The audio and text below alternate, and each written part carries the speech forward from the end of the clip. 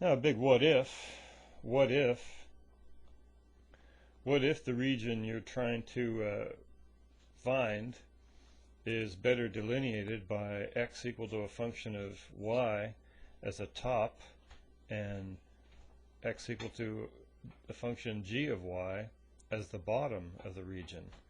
And of course we could do the same thing, slice it up this way into rectangles or pseudo-rectangles. We're approximating with rectangles, add all the rectangles, but I think you could see without too much difficulty we would wind up getting this as our formula. Pretty straightforward formula for this one. So I wanted you to note, you'd say, why would you ever want to do that? And think about our last example.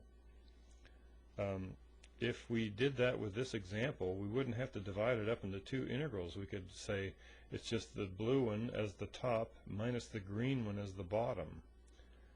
And so that would actually simplify that down to just one integral instead of two.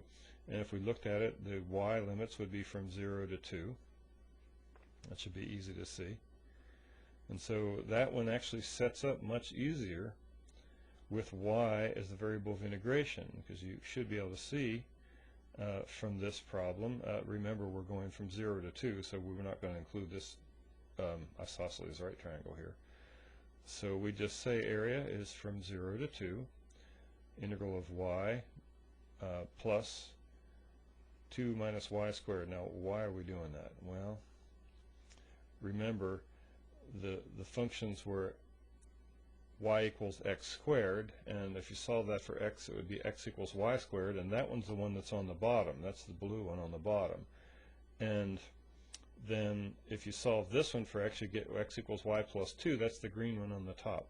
And so it's y plus 2 minus y squared, y going from 0 to 2, and that should be pretty straightforward and easy to do. And of course when you put in 0, that's always a nice thing if you got a polynomial, because there won't be anything to subtract.